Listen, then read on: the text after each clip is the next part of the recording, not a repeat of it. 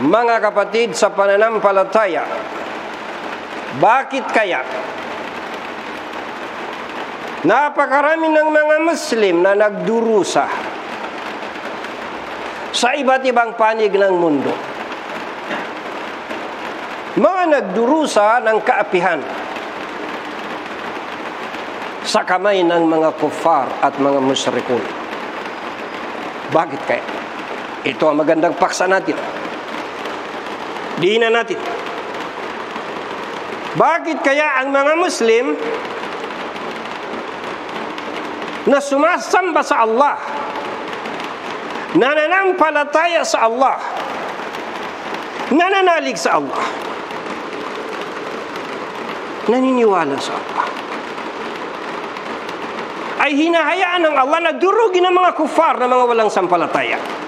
Hinahayaan ng Allah na durugin, api-apihin ng mga musyrikun sa iba't ibang panig ng mundo. Bakit kaya? Iyan ang tanong. At yan ang ating paksa. Bakit? Allahu Akbar. Subhanallah.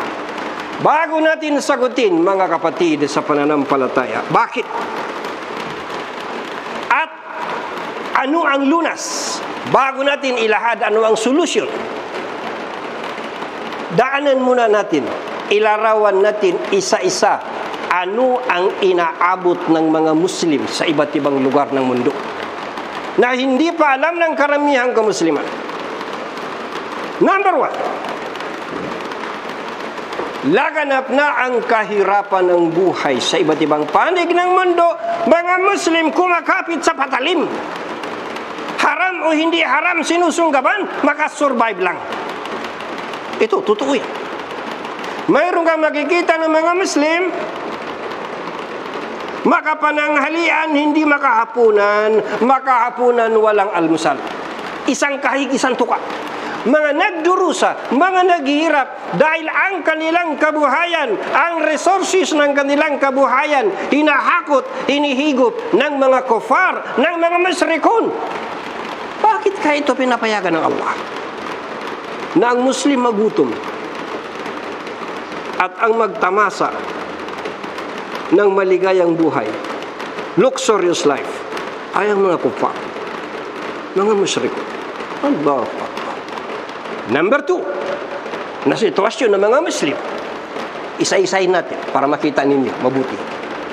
Mga Muslim na ginagapi, sinasalakay, ini-invade, sinasakop ang kanilang mga bansa. Napakarami ng mga Muslim na bansa. Number 3, eto, hindi ko alam kung alam niyo ito. Thousands, libu-libong Muslim na pinagpapapatay ng nakaraang mga administrasyon ng Myanmar, kung tawagin Burma. Pinagpapapatay, gabundok na mga bangkay, thousands upon thousands of mga Muslims na pinagpapatay ng mga Buddhist ng Myanmar. Mga Muslim sa Myanmar, kung tawagin mga Rohingyans, wala po silang karapatan bumuto, wala silang karapatan mamuno, wala silang rights, wala silang human rights sa kanilang sariling bayan. Hindi sila pwedeng magkaroon ng sariling lupain. So ang ipinaglalaban nila ang kanilang karapatan, at sila tinatawag ng mga terorista, at sila pinagpapapatay ng gobyerno kasama ang kanilang mga religious groups ng mga Buddhist. Number 4, na sitwasyon ng mga Muslim. Ini isa-isa natin yung kalagayan ng mga Muslim, din buwiltahan natin mamaya, bakit pinapayagan ng Allah ang mga kuffar? Dahil ang gumagawa nito mga kuffar, itong karumal-dumal na pagparusa sa mga Muslim, ang gumagawa nito ay mga kuffar, mga musyrikun. Number 4, makikita mo mga Muslim na buhay sinusunog. Mga Muslim na buhay sinusunog. Mga buhay inililibing. Saan? Sa bansang Syria ng nagdaang administrasyon. Hindi itong kasalukuyang administrasyon. Nagdaang administrasyon. At ang masakit nito, Muslim sa Muslim. Nagngangalang Muslim na gobyerno ang gumagawa sa mga Muslim na nagre-rebelde. Civil war. Number 5. Ito. Pinasasabog ang mga muski ng mga Muslim. Dinudurog ang mga bahay, ang mga muski. Pagkatapos po, pinababayaran sa kanila ang mga bomba na ginagamit sa kanila.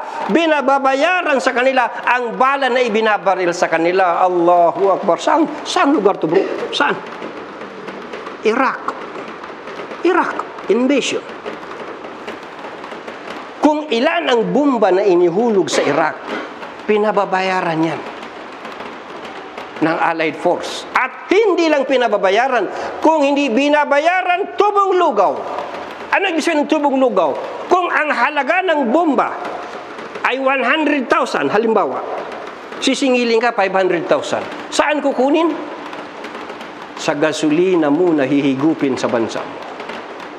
Ito ay mga nagaganap. Hindi ito mga wentong barbero. Ito po ay mga nagaganap sa mga lugar ng mga Muslim. Ang tanong, bakit ito pinapayagan ng Allah? Bakit pinapayagan ng ating Panginoong Allah na ang mga Muslim na sumasamba sa Allah, na nananampalataya sa Allah, ay ganito ginagawa ng mga kuffar sa kanila, mga musyrikun? Bakit? Number 6. Gasolina ng mga Muslim at iba pang yaman, likas yaman, natural resources, sa Middle East at sa Africa.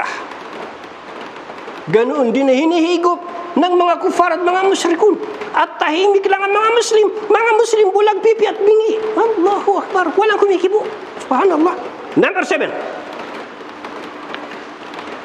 Ang mga Muslim na pinuno ng mga mayayaman, na malalaki ang pera nila sa mga Swiss bank sa Europa. Sila na mga pinuno ng Muslim na tumutulong sa mga gawaing Islam, tumutulong sa da'wa, tumutulong sa mga gawaing Muslim na para palayain ang kanilang sambayanan sa pang-aapi ng mga kufar at musyrikun. Pinifreeze ang kanilang mga bank accounts para ang makinabang ay ang mga musyrikun at mga kufar na gobyerno. Nangyari ito kay Saddam at nangyari ito kay Gaddafi at iba pang mga Muslim leaders na tumutulong sa Islam. Number 8, fokusan natin ang Palestine. Ito lang ang alam natin. Karamihan sa mga Muslim ang alam ng Palestine. From 1948, mula taon 1948, nang ang Palestine maging dalawang bansa, State of Palestine, State of Israel. Mula 1948 hanggang ngayon 2025, 77 years na walang pahinga ang mga Palestino. Binubumba, dinudurog, pinagpapapatay, nire-rape ang kababaihan, ang mga kabataan ikinukulong. Kapatid sa pananampalataya, pinaka-minus na eksena, yung bubumbahin yung bahay mo. Matapos bumbahin ng isang komunidad, ang mga Muslim, ang mga Palestino, palalayasin, doon kayo muna temporarily. Sa kung tawagin ay refugee camps. Kampo ng mga pinalayas. Evacuation camp, kumbaga. Itong lugar ninyo, bahay ninyo, dito kayo tumanda, mga ninuno ninyo dito, lumaki. Pinalayas kayo. At hindi na kayo makakabalik dahil darating ang bulldozer. Ibubulldozer nila ang inyong mga bahay, patatayuan ng bagong building, ang titiraan na ay mga Yahudi. 77 years. Ito ang eksena sa Palestine, lalong-lalo na sa Gaza. Bakit nangyayari ito?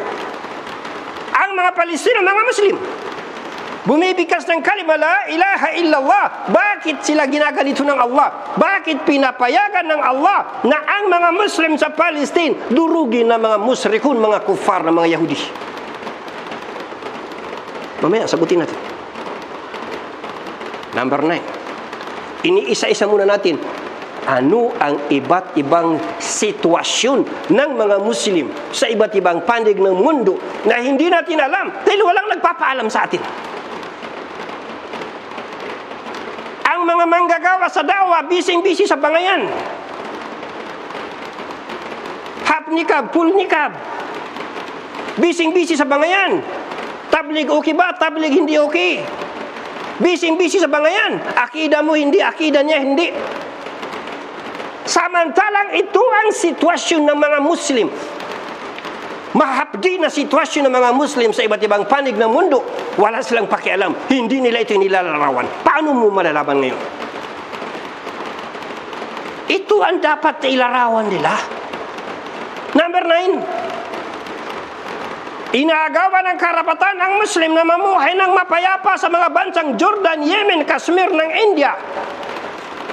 Muslim Uyghur ng China. Alam ba ninyo mga kapatid, paano ang sitwasyon ng mga Muslim sa China? Kung tawagin mga Uyghur, mga Muslim Uyghur sa China, yung mga Muslim na parang mga Turkish ang itsura.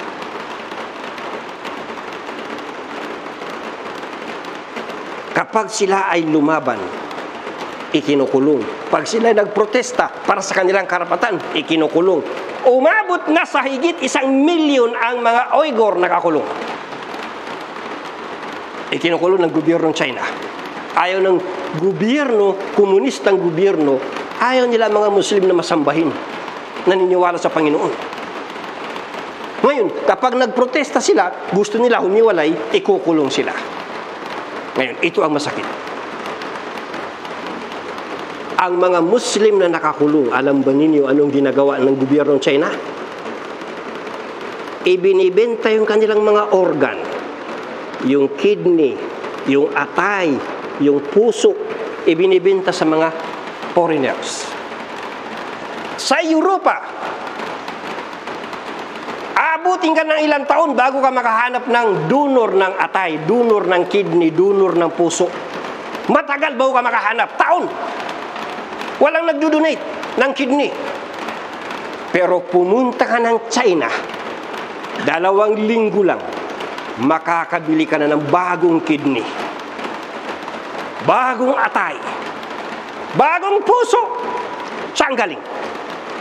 Atay ng Muslim, kidney ng Muslim, puso ng Muslim na bilanggo. Kung tawagin ito organ harvesting, alam na alam ito ng mga nagre-research sa buong mundo, itong organ harvesting sa China, pero hindi alam ng mga Muslim. Walang nagpapaalam sa atin. Ang masakit nito, kapag ikaw na Muslim na bilanggo, tinanggalan ka ng kidney, ibininta sa Europeano, hindi nagkasya yung kidney mo, kukuha sila na uli, panibago, ang dali-dali lang kumuha, o ito uli, o ito uli. Sino ba naman tanggalan ng puso na mabubuhay? Patay ka talaga. Ganito ang inaabot ng mga Muslim sa China. Mga kapatid sa pananampalataya, number 10 na sitwasyon ng mga Muslim na hindi alam ng mga Muslim sa mundo. Number 10, Muslim sa Muslim nagpapatayan sa Afghanistan, sa Syria, sa Iraq, sa Libya, at ganun din po sa Mindanao. Number 11, ito ang pinakamasakit pa. Ito yung sitwasyon na hindi nakikita ng mga Muslim. Ang nakikita lang ng mga mangangaral ng dawa ngayon ay bangayan sa akida. Binabanatan yung kapwa-alim, ulama sa ulama. Samantalang ito ang mga problema ng mga Muslim sa buong mundo, hindi nila ito nakikita. Subhanallah. Mga bulag, pipi at bingi. Number 11. Mga Muslim na ginagamit ng mga kufar at mga Muslim na nagpapagamit naman para palaganapin ang droga sa Pilipinas, lalong-lalo na sa Mindanao. Ang ginagamit mismo ng mga kufar at mga musrikun ay mga Muslim para palaganapin ang droga sa Pilipinas, sa Indonesia, sa Bangladesh, sa Afghanistan, sa Pakistan, sa India, at kung saan-saan pang lugar na may mga Muslim. para matuyo ang utak ng Muslim, para ang mga Muslim maging mga paraning. Ngunit tahimik lang ang mga Muslim, walang kumikibo. Idagdag mo, number 12, last na lang. Saka natin buwiltahan, bakit ito nangyayari. Number 12, idagdag mo ang anti-Muslim, anti-Islam campaign na kung tawagin Islamophobia sa Europa. May makikita kang lugar sa Europa na bawal magtayo ng masjid na mayroong tower, mayroong minaret. Bawal magtayo ng masjid na mayroong dumo. Kailangan yung muski ninyo mga Muslim, hindi mukhang muski. Kailangan mukhang building lang. Walang tower, walang dumo, building lang. May mga lugar sa Europa na bawal ang babae maghijab. Nikab pa kaya? Ito mga kapatid ang sitwasyon natin nang hindi alam ng mga Muslim sa Pilipinas. Kahit saan, ang ibig sabihin kapatid, kahit saan ang Muslim ay nagdurusa sa kamay ng mga kufar, mga musyrikun. Pero bakit ito pinapahintulutan ng Allah? Yan ang susunod na punto. Bakit nga ba pinapahintulutan ng Allah si Muslim na binibigkas niya ang kalima la ilaha illallah, walang Diyos maliban sa Allah, pinapahintulutan ng Allah na durugin nang walang sampalataya? Sagot, pinaparusahan ang Muslim dahil ayaw sumunod sa mandato ng Allah. Ito ang sagot. Kapag ang nakakakilala sa Allah, paulit-ulit binibigyan ng Allah ng pagkakataon para magbago, pero ayaw magbago. Kapag ang nagngangalang Muslim na tinatawag ng Muslim ang kanyang sarili, paulit-ulit na binibigyan ng Allah ng pagkakataon, ng chances para magreforma, magbagong buhay, manumbaling sa pagsunod sa Allah, ngunit ayaw pa rin manumbaling sa Allah, ayaw pa rin sumunod, ang sinusunod pa rin ng sariling nasa.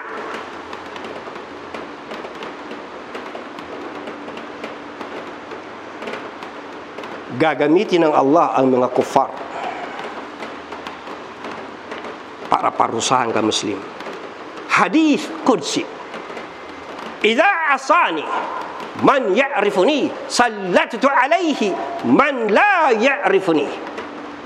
Kapag sinuway ako ng nakakakilala sa akin, sabi ng Allah, Hadith Qudsi, kapag sinuway siya ng nakakakilala sa kanya, sino bang nakakakilala sa Allah? Muslim. Bumibigkas ng kalima la ilaha illallah.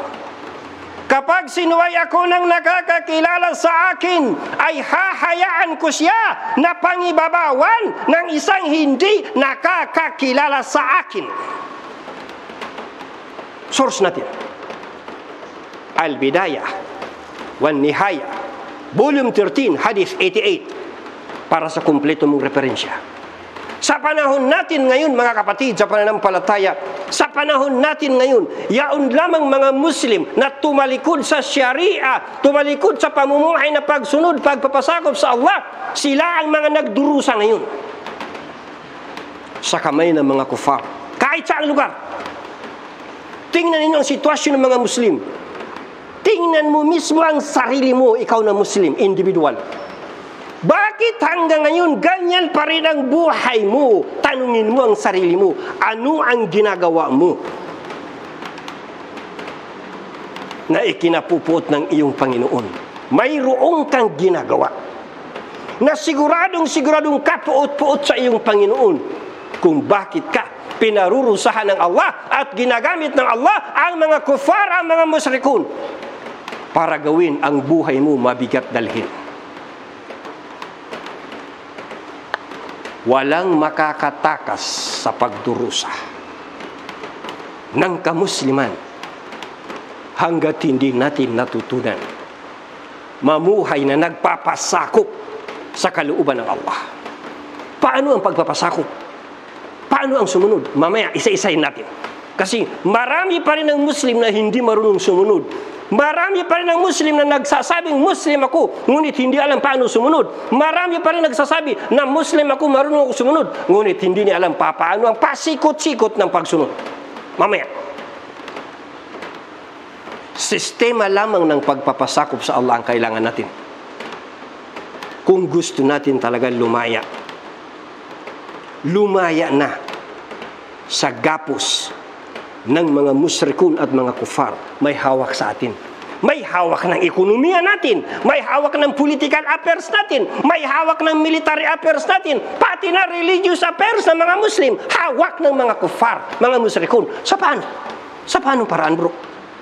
Pati religious affairs natin, hawak nila. Saang universidad ngayon sa mundo? Islamic University. Na hindi dinidiktahan ng mga kufar ang kurikulum. Ang pinakapuso ng Islamic University, kurikulum. At ang kurikulum, Islamic kurikulum, napapakialaman nila. Ang mga presidente ng mga universidad, minamanduan ng mga presidente ng mga bansa na yan, at ang mga presidente ng bansa, minamanduan ng mga kufar na baguhin ninyo ang inyong kurikulum kung ayaw ninyo na hindi namin kayo pautangin. Death trap kung tawagin. So makikita mo, hindi lang ang political affairs ng mga Muslim nakagapos, hindi lang economic affairs, hindi lang military affairs, kundi pati na ang religious affairs ng mga Muslim nang hindi nila nahahalata. Nakagapos, pagkumparahin mo ang curriculum ng Madinah Islamic University ng 1950 at ng curriculum ng Madinah ngayon 2025, pagkumparahin mo, magugulat ka, ang laki ng ipinagbago. Ipinagbago sa oras, ilang oras ang tauhid ituro, ilang oras ituro ang fiqh, ilang bisis dumaan ang Quran, tafsir, isa-isang linggo. Makikita mo, binago nila ito. At tinatanggal yung mga punto na ayaw nilang marinig na matutunan ng mga Muslim, lalong-lalo na ang paksa tungkol sa jihad. Mga kapatid sa pananampalataya, hanggat hindi natin natututunan magpasakop sa Allah, mamuhay ng Islam, wala talaga pagbabago ang Muslim. وَمَنْ يَبْتَغِ غَيْرَ الْإِسْلَامِ دِينًا فَلَنْ يُقْبَلَ مِنْهُ وَهُوَ فِي الْآخِرَةِ مِنَ الْخَاسِرِينَ. Chapter 3 verse 100. Chapter 3 verse 85, Quranul Karim. At sino man ang maghangad ng ibang relihiyon liban pa sa Islam, tandaan mo na ang ibig sabihin ng Islam, pagsuko, pagpapasakop, surrender, submission to Allah. Ulitin. At sino man ang maghangad ng ibang relihiyon liban pa sa pagsunod, pagpapasakop sa kalooban ng Allah, ay hindi ito tatanggapin sa kanya magpakailanman, at sa kabilang buhay ay kabilang siya sa mga talunan. Ang Islam ay ganap na relihiyon, kumpleto na relihiyon. Wala ka nang hanapin pa. Mula isilang ka hanggang sa ilibing ka, lahat ng pasikot-sikot ng buhay nasa Islam. Ngunit ayaw ni Muslim sumunod sa Islam. Ang gusto ni Muslim, Islam ang sumunod sa kanyang pagnanasa. Ang gusto ni Muslim, ang Allah ang sumunod sa kanyang pagnanasa. Kaya mga kapatid sa pananampalataya, ano ang aasahan natin? Ito ang kaganapan na nangyayari sa lugar ng mga Muslim. Kinakasangkapan ng Allah ang mga kufar, mga musrikun, para ang mga Muslim magising, para ang mga Muslim bumangon, para ang mga Muslim matauhan at bumalik na sa landas ng pagpapasakop sa kalooban ng Allah, dahil walang ibang solusyon maliban dito. Bala man aslama wajhahu lillahi wa huwa muhsinun falahu ajruhu inda rabbih wala khawfun alaihim wala hum yahzanun. Chapter 2 verse 112, Quranul Karim. Bagkus ang katunayan, sino man ang isinuko ang kanyang mukha sa Allah. Anong ibig sabihin ng isinuko mo ang mukha mo sa Allah? Ibig sabihin, isinuko mo ang buong sarili mo. Kasi ito talaga ang Islam, pagsuko. isinuko mo ang buong sarili mo sa Allah. Ulitin natin.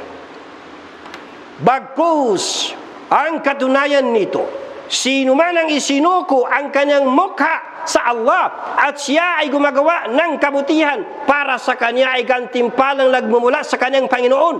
Sila ay walang pangamba at sila ay walang kalungkutan hanggat hindi natin natutunan sumunod sa Allah.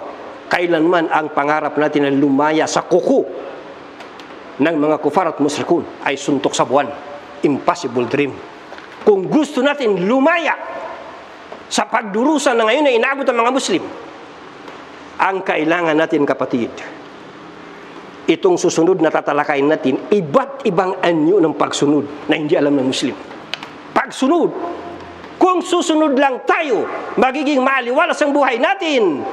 Walau annahum fa'alu ma yur'aduna bihi lakana khairan lahum wa ashadda tathbita. Chapter 4 verse 66 Quranul Karim. At kung kanilang ginawa ang anumang iniatas sa kanila, kung sinunod mo lamang kung ano ang ipinag-utos sa iyo, yun ang ibig sabihin. Ulitin. At kung kanilang ginawa ang anumang iniatas sa kanila, higit sanang nakabuti ito para sa kanila at nakapagpalakas sana sa kanilang pananampalataya. Gaano man kahirap, gaano man kadali ang pagsunod sa Allah, ito ang susi ng ating kalayaan. Gaano man kadali, gaano man kahirap ang pagsuway sa Allah, ito ang ating kapahamakan. Ngayong alam na natin bakit pinarurusahan ng Allah ang mga Muslim sa kamay ng mga kufar at musyrikun. Ano ang solusyon? Walang solusyon. Iisa lang. Pagsunod. Pero ang problema, hindi alam ng mga Muslim paano sumunod. Isa-isayin natin ang pagsunod. Maraming Muslim na nagsasabi, pagsunod, pagsunod, pagsunod. Pero hindi niya alam paano sumunod. Paano ba sumunod? Number 1.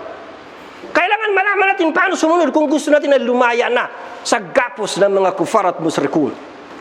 Number 1. Pagsuko, pagpapasakop sa kalooban ng Allah. Isusuko natin ang ating mga sarili. Gaano mo man kagustong-gusto, kapatid, ang isang gawain na alam mo na haram. Gaano man kagustong-gusto ang alam mo na relasyon na haram. Gaano man kagustong-gusto ang alam mo na hanap buhay na haram. Ang ibig sabihin ng pagsuko, isusuko mo ang iyong pagnanasa sa kalooban ng Allah.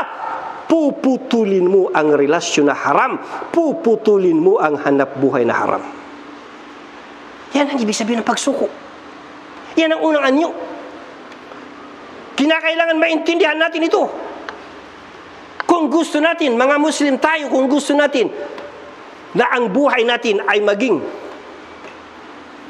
pinagpala ng Allah ng kanyang habag, kailangan natin sumunod, magpasakop. Wa ati'u Allah war Rasul la'allakum turhamun. Chapter 3, verse 132, Quranul Karim.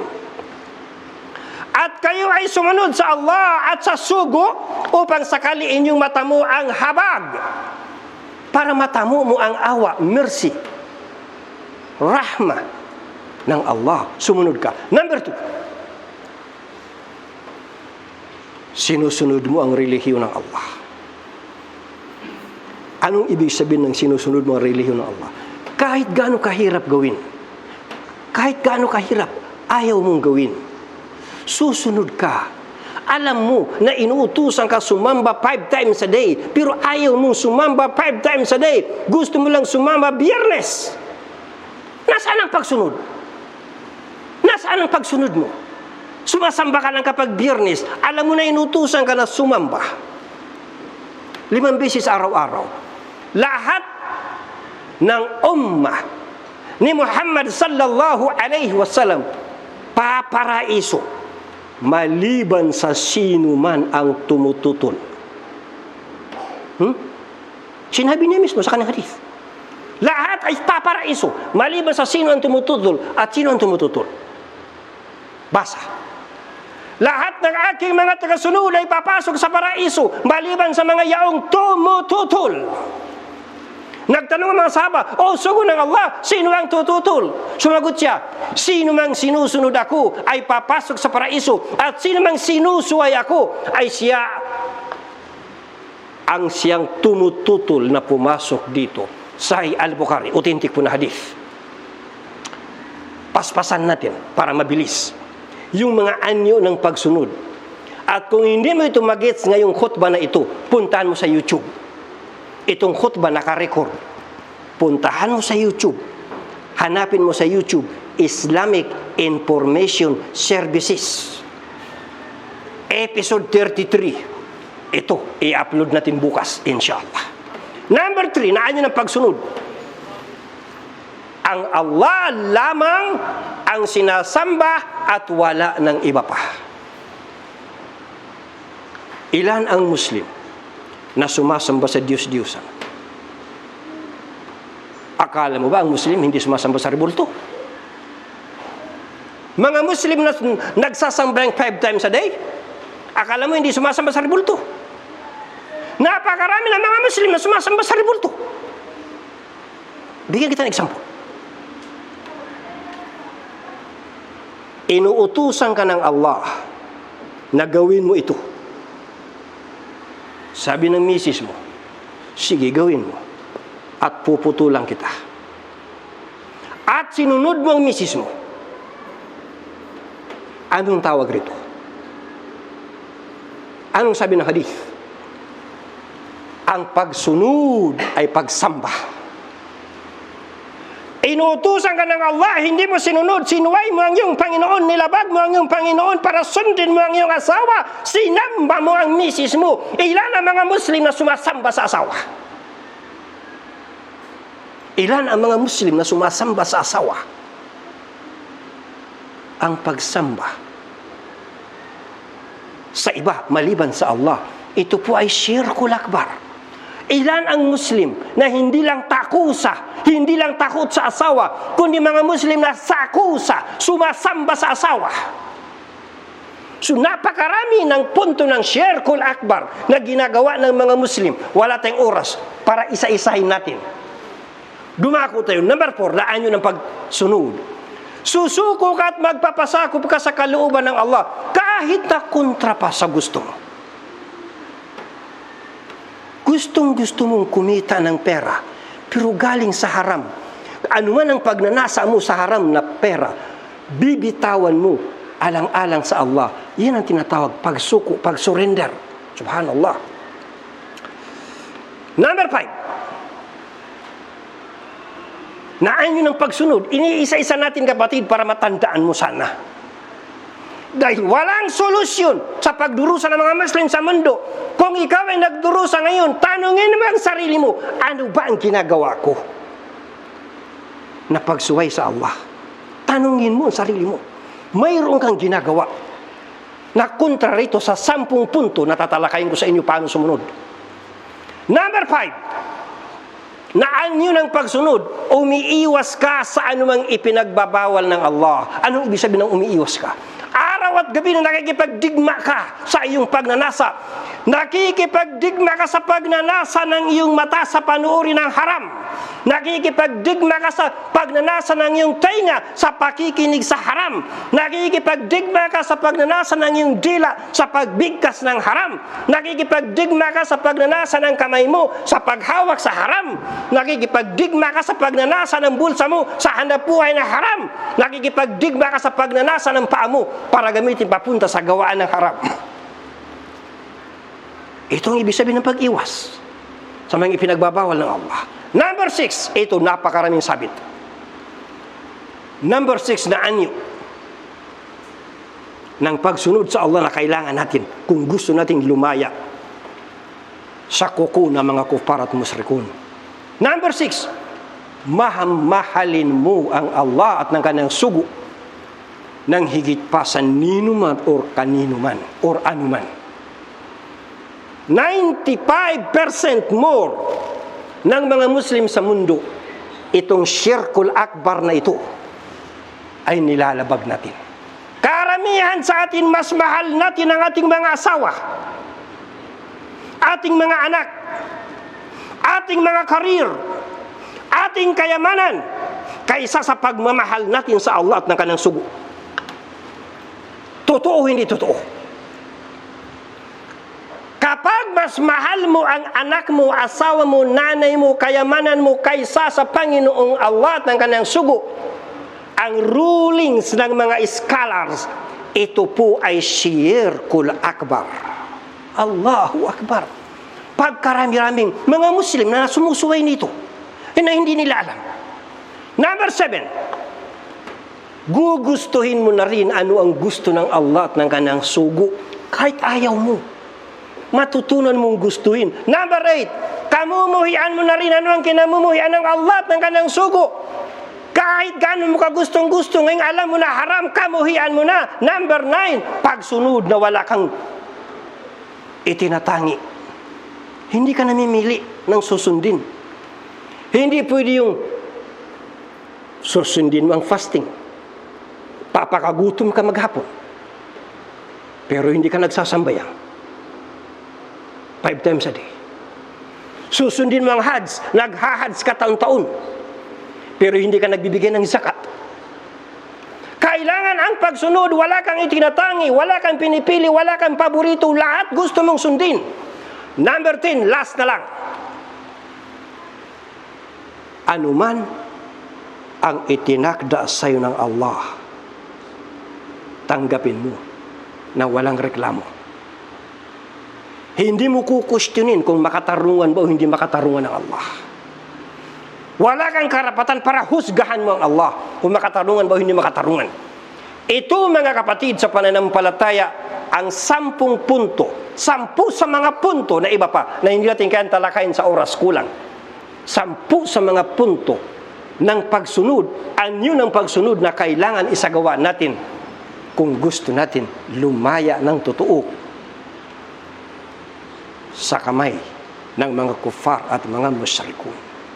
Barakallahu li wa lakum fil Qur'anil azim wa nafa'ani wa iyyakum bil ayati wa dhikril hakim wa taqabbala minni wa minkum tilawatahu innahu huwas samiul alim.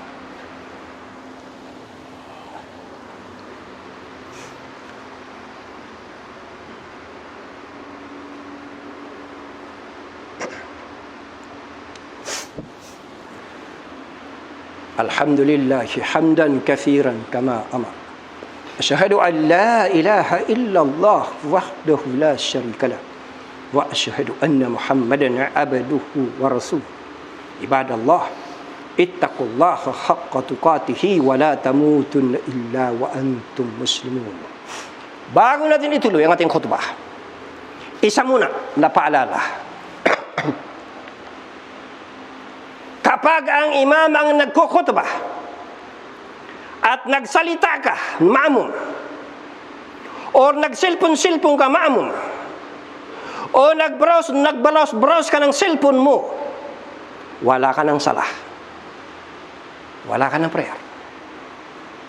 Kapag nakatayo ang imam na Friday khutbah at nagbubulungan kayo, o nagsisilpi-silpi ka, o kaya ay busy ka sa cellphone, ano mang pinagkakaabalahan sa iyo, wala ka ng sambayang.